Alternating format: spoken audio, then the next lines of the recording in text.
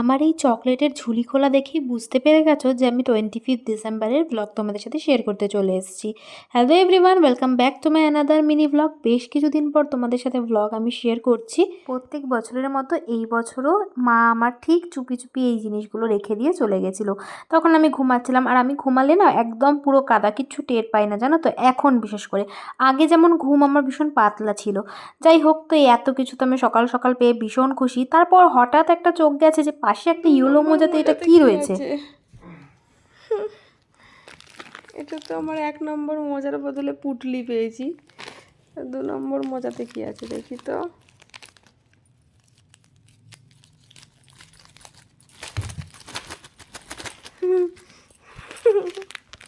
তো বুঝতেই পারলে এই কাণ্ডটা কার। এই কাণ্ডটা হচ্ছে সুরজিতের। যেগুলো যেগুলো আমার পছন্দের চকলেট সেইগুলোই নিয়ে এসছে। সুরো, সুরো, কটা বাজে জানো? হ্যাঁ, জানতে চাও না?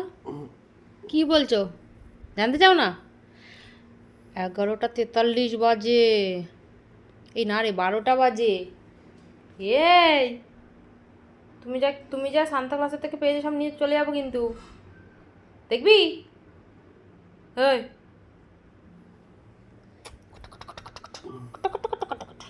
ওঠ।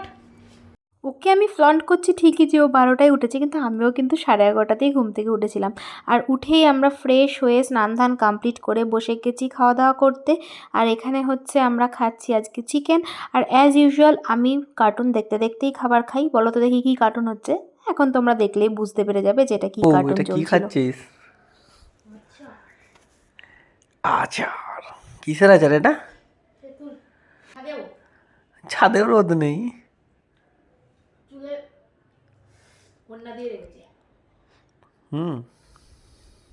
এত ভালো লাগে আচার খেতে? আমি খাই, এটা কেউ খেতে পারে না, এটা টক মিষ্টি তো। বাজে খেতে? মোটেই না, তেঁতুল ফুলের আচার কোনোদিনও বাজে হতে পারে না। এ বাবা, আচারের অপমান করছে। জঘন্য। সেই দিনকে আমাদের কোনো রকম প্ল্যান ছিল না, তবে সুরজিতের একটু বেরোতে হতো। সেই কারণে আমাকে বললো যে তুমিও রেডি হয়ে যাও, চলো একটুখানি বান্টির মোমো খেয়ে আসি। ওই জন্য আমি একদম ফুল রেডি হয়ে গেছি। আর এখানে যে টপটা পরেছি এটা হচ্ছে আমার দিদির থেকে ঝেপে নিয়েছি আমি এই টপটা। যাই হোক, তো আমাকে জানাবে অবশ্যই কীরকম লাগছে। যদি বা সোয়েটার পরেছিলাম, ভেবো না যে আমি মানে জ্যাকেট বা সোয়েটার কিছু ক্যারি করিনি। তো তারপর বেরিয়ে গেছি, শ্রীরামপুর যাব। বান্টির মোমো তো আমার ফেভারিট। কার কার বান্টির মোমো ভালো লাগে অবশ্যই নিচে কমেন্ট করে জানিও। আর দেখো, রাস্তাঘাট এত সুন্দর লাগে না, মানে এই 25 থেকে 31 পর্যন্ত এত সুন্দর লাগে রাস্তাঘাটে, সব জায়গায় আলোয় আলো।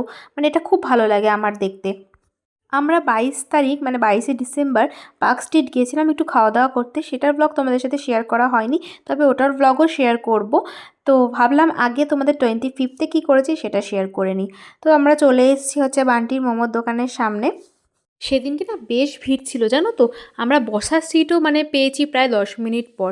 তারপর তো আমার ফেভারিট স্টিম মোমো খেয়ে আর সুরজিৎ ফ্রাই মোমো খেয়ে সুরজিৎ চলে গেল ওর কাজেও। একটা কাজ ছিল, মেবি কাজ ছিল বা হয়তো খেলতে গেছিলো, আমার ঠিক অতটা খেয়াল নেই। তো তারপর এখানে আমি শ্রীরামপুরেও আমাকে বলছিল যে বাড়ি পর্যন্ত দিয়ে আসি, বাট আমি বলছিলাম না, দেরি হয়ে যাবে। আর আমি এসছি হচ্ছে ট্রেনে করে। আর ওইখানে এত ভিড় ছিল মানে শ্রীরামপুর স্টেশনের সামনে, মানে চিন্তা করতে পারবে না। আমি তো একটা সাইডে এসে দাঁড়িয়ে গেছিলাম ফুলের দোকানের পাশে। আর ওইখানে ভাগ্যিস আমি দাঁড়াইনি, ওখানে একটা বাইক পড়ে গেছিলো মিডিলে। মানে এত লোকের ভিড়, সবারই তাড়া আর কি কোথায় যাবে। মনে হয় সেদিনকে ইমন চক্রবর্তী এসেছিল মেবি। তো তারপর বাড়ি এসে সুরজিৎকে এই স্কিন কেয়ারটা করে দিয়েছি। যদি এইটার ভিডিও না দেখে থাকো এখনও পর্যন্ত, রিলসে চলে যাও, আপলোড রয়েছে ভীষণই একটা ফানি ভিডিও। মানে সুরজিৎ সেদিনকে কেঁদে ফেলেছিল। তো দেখা হচ্ছে নেক্সট ভিডিওতে। সবাই ভালো থেকো, সুস্থ থেকো, টাটা।